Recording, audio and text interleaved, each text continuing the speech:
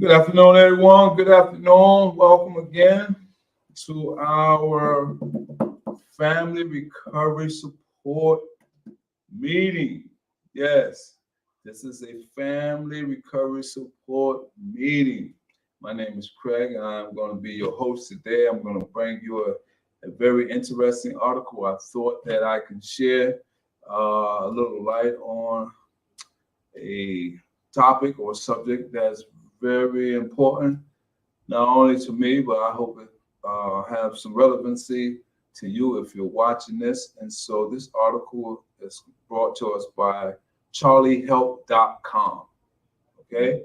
And so let's go right into it without further ado. Let's talk about it.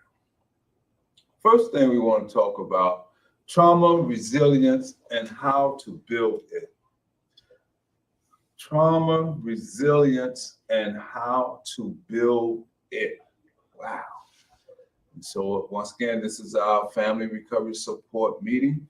And so I'm going to get right into it. So the article starts us off by saying,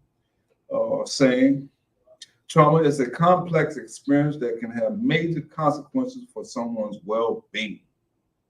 A single traumatic experience or ongoing repeated incident of trauma can take a toll on mental health. Trauma can sometimes result in long-term complications such as post-traumatic stress disorder, better known as PTSD. But they say every cloud has a silver lining, right? Believe it or not, some people may experience some benefits after trauma, such as newfound resilience. Regardless of the type of trauma you endured, whether it was early childhood trauma or a traumatic event later in life, it's possible to develop resilience and grow from the experience, right? So there is a possibility that one can grow after the traumatic experience. All right, let's see how. First of all, let's get a clear understanding of what is trauma resilience. According to the American Psychological Association, APA, psychological resilience is defined as the process and outcome of successful adapting to difficult or challenging life experience. That's the APA definition. In the context of trauma, resiliency refers to the ability to cope and move forward in the aftermath of trauma. All right. So it goes on to tell us and say healing from trauma doesn't mean you're ignoring the past or that you're totally unaffected by the trauma. You're not sweeping it under the rug and pretending it never happened. It also isn't discounting or invalidating the trauma you endured. Instead, resiliency simply means that you can adapt, adjust, and continue on with your life despite the difficulties you have faced. The APA says resilience is developed when one has emotional, mental, and behavioral flexibility, and an ability to adjust accordingly. Ain't that some good news? Let me read that again. The APA says resilience is developed when one has emotional, mental, and behavioral flexibility and an ability to adjust accordingly. Resiliency involves being able to manage your emotions, thoughts, and behaviors in a healthy way, supporting your overall well-being after trauma. A key aspect of this is emotional regulation. Trauma can result in many difficult emotions ranging from guilt, shame, anger, and sadness. Emotional regulation allows you to experience and manage all of these emotions healthily. In addition to its other benefits, resilience can also aid in preserving your social relationship, staying committed to your values and aspirations, and shielding yourself from being overwhelmed by negative thoughts or stories related to the trauma. Challenging negative beliefs and developing more positive and realistic ones can help you to stay empowered and on track to move forward. Resilience is not a fixed trait, meaning it's not something you either have or don't, rather, it's something that you can build over time. If you put in the work, you can develop resilience. Emotional regulation, for example, can be worked on in therapy. Emotional regulation. Remember, we're talking about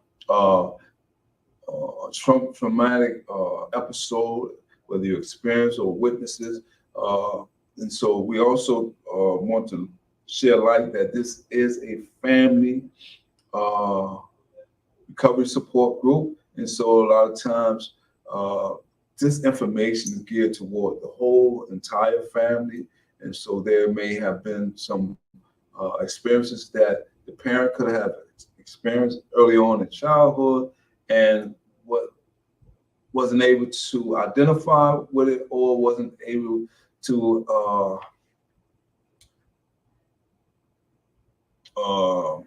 deal with it on a professional level. And so therefore that could have been negated or neglected for whatever reason. And so a lot of times that behavioral trait or that trauma can be passed on to the children. And so now we have a whole cycle of not only the parent who has been affected, but also now the child or the children in the household can be affected as well. So now we're trying to bring some understanding of how we can be more effective when it comes to trauma resilience. All right.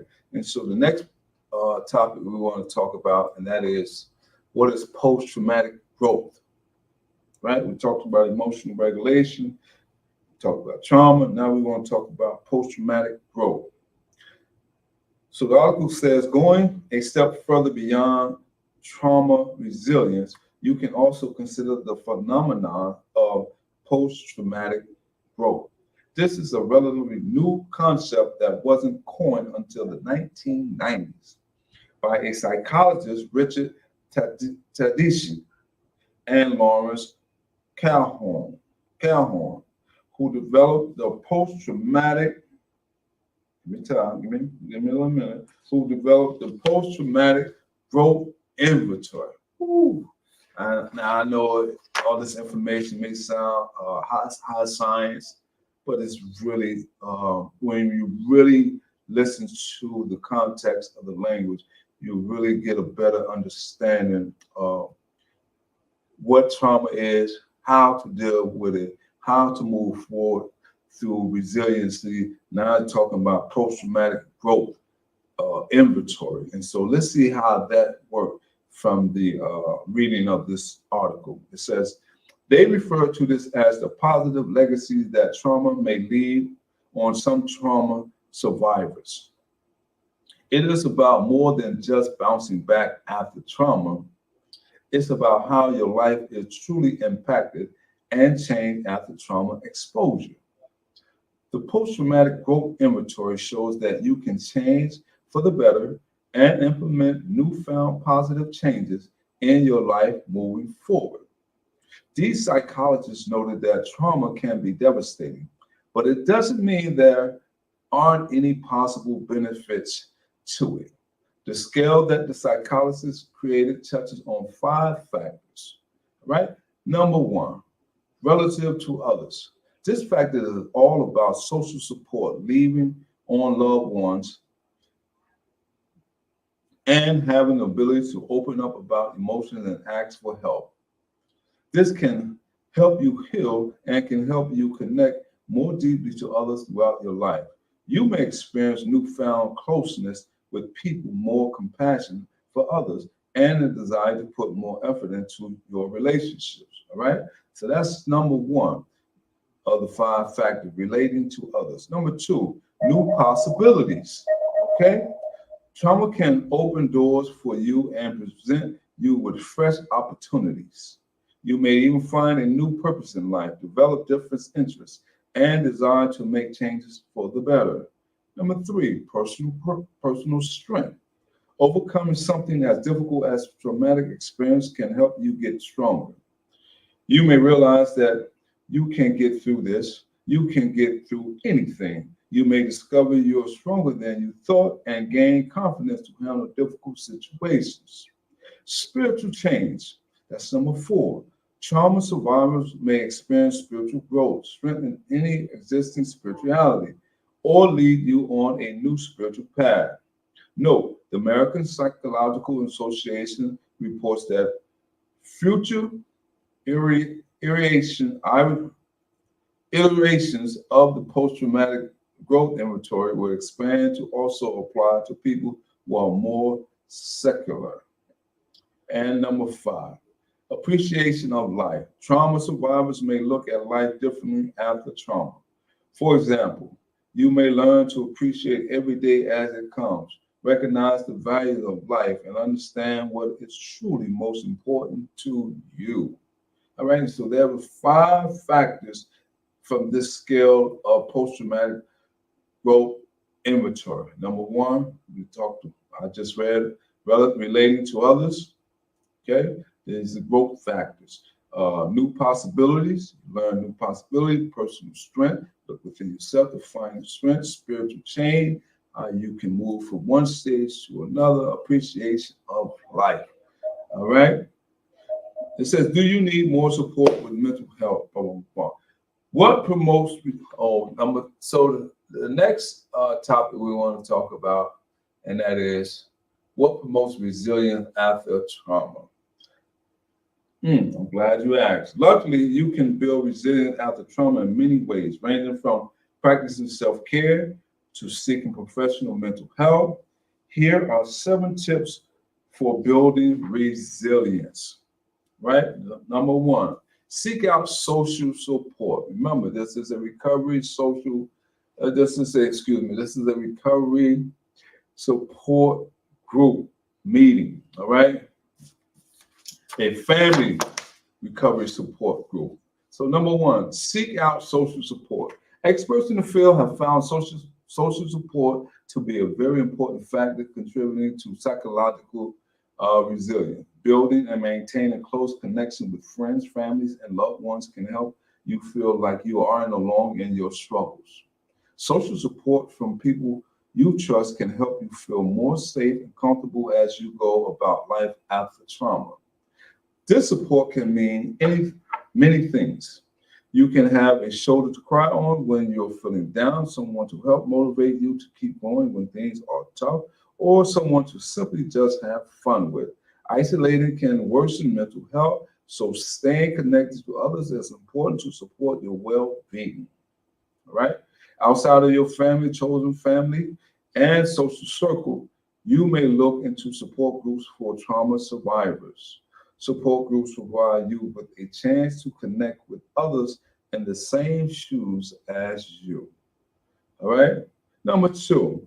Now remember, we're going to cover 7 tips for building resilience. 7 tips for building resilience.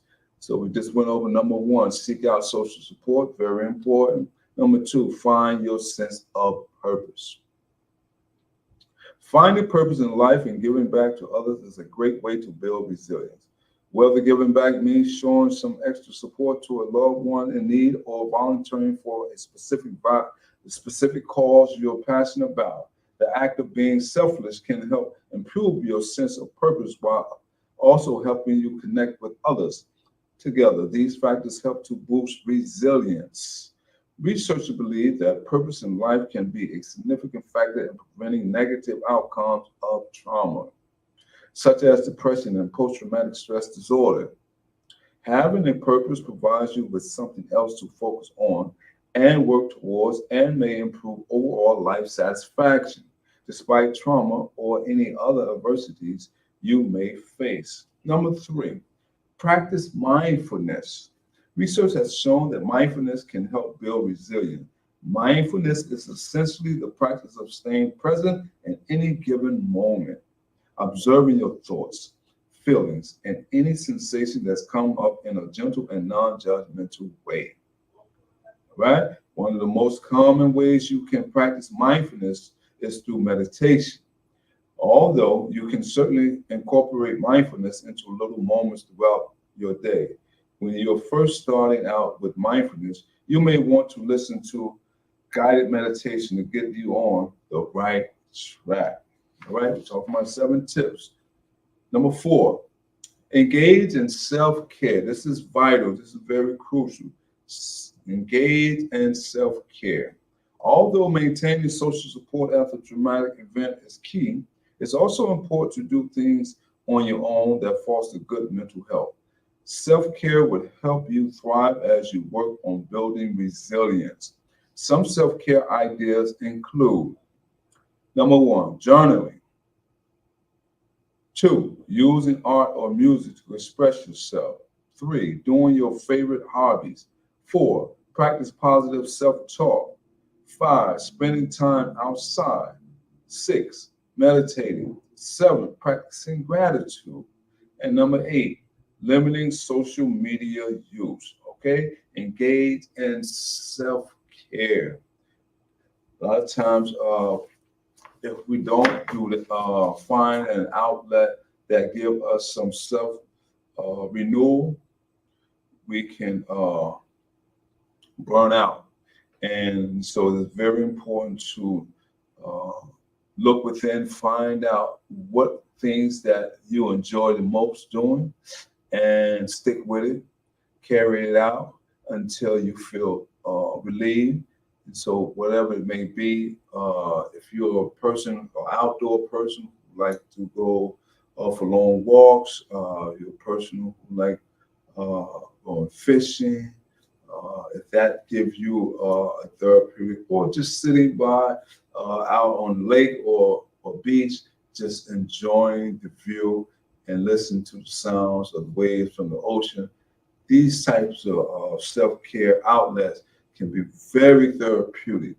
And that's something that I want to share because I find joy in doing those things, but you may have something totally different from what I just conveyed. And so take the best part for yourself. Number 5, take care of your physical health. When struggling with mental health, it is easy to slack on taking care of physical health. However, we shouldn't underestimate the power of going back to basics and promoting good health. If your physical health isn't optimized, it may be harder to help your mental health get in tip-top shape. Here are some tips. Get enough sleep. Clocking enough hours of quality sleep is crucial. Sleep deprivation can worsen any mental health symptoms and condition. Teens should get 8 to 10 hours, and adults should get at least 7 hours. Okay? Prioritize nutrition. Eating a balanced, healthy diet can improve your overall well being. Fueling your body with all the nutrients it needs will benefit your brain too. Exercise. Getting active can help boost your mood, decrease stress, and improve your health. As little as 15 minutes of movement a day can make a difference. Abstain from substances, all right? Turning to drugs or alcohol to cope with emotion is never the answer. Drugs and alcohol can worsen your physical and mental health. Not to mention, regular use can potentially develop into a substance use disorder. So, number 6, we're talking about 7 tips built to build resilience. And number 6, challenge your thinking. Trauma may cause you to have negative and distressing thoughts. It's important to challenge these negative beliefs so you can think more clearly. This doesn't mean that you only look at life through rose-colored glasses and ignore negative emotions. It just means that you're more mindful of your thoughts and working towards healthier thought patterns. Here are some tips. Catch yourself if you are catastrophizing, catastrophizing, anticipating the worst out of a situation, and try to think more rationally. All right. Remember yourself. Remember, remind yourself of your strength and success. Inspire yourself to push forward. Accept the things you cannot change from the past. Focus on life in the present and set small, attainable goals for the future. Break down big problems or struggles into smaller steps so you don't get too overwhelmed. Don't be hard on yourself. Challenge your thought process. Take the time, pause, breathe, relax.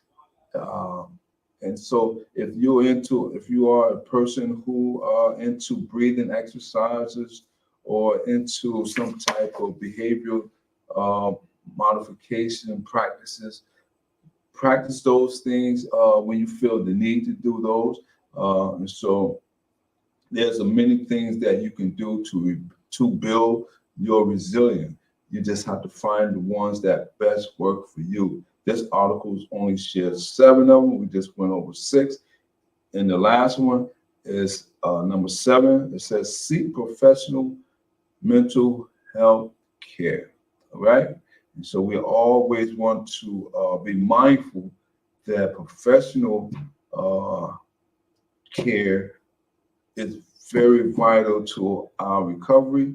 Uh, it's very essential to our overcoming situations because a lot of times people who have studied in the field from a professional perspective, they have a greater information to share with us. And so that's a lot to learn and gain from those from the professional perspective. All right. So number 7 says seek professional mental health care. Professional help from therapists, psychologists, and psychiatrists can be life-changing for trauma survivors. Working with trauma-informed providers is key here. Yes, friends and family can provide awesome social support, but this isn't the same as getting professional mental health care from experts in the field who have trained to help people cope with mental health struggles and psychological distress and build resilience after traumatic experience or complex trauma.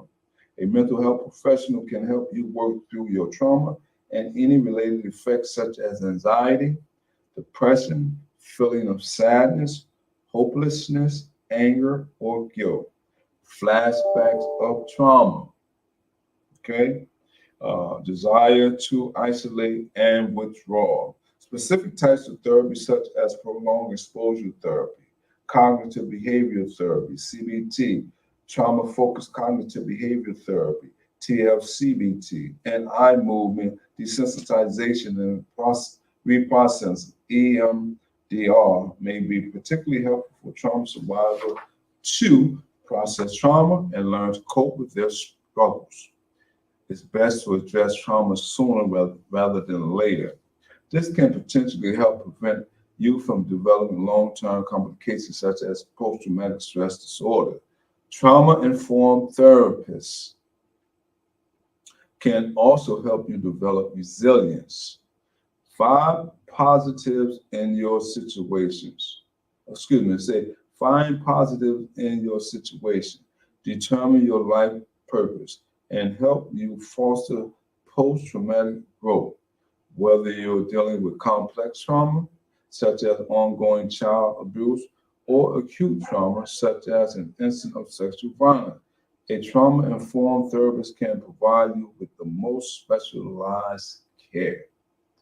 Wow, that was a great article, I must say myself, because it talks about 2 aspects that really caught my attention was emotional regulation and post-traumatic growth. And that those 2 perspectives was very interesting to me to learn that there are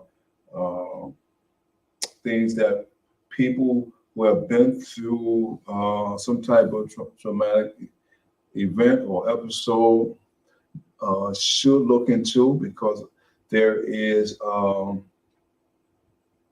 way to heal.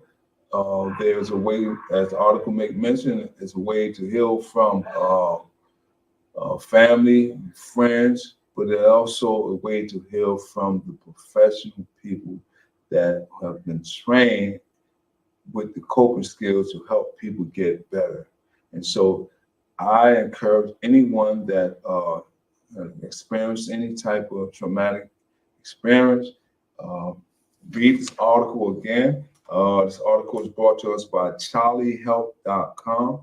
It's a very informative article, I must say. And I believe that people can learn that they don't have to stay stuck in a situation. They don't have to hold on to a whole lot of guilt, anger, and shame. They can move on and become uh, a brighter person, a vibrant person, a loving person, and that they can help others in the process. Because that one of the reasons why we share these type of information, because we feel the need to help people, help other people who are in need of help. If that makes sense, I hope it do. My name is Craig. Until the next time, stay safe, stay healthy, and love on someone. Let them know that you care about them, and don't dismiss them, because everyone have some relevancy in their lives, some values that we can bring out the best of someone. That's the goal. Always try to find the best of someone, because you never know what someone could have been through or went through or going through in their life. Until next time, take care.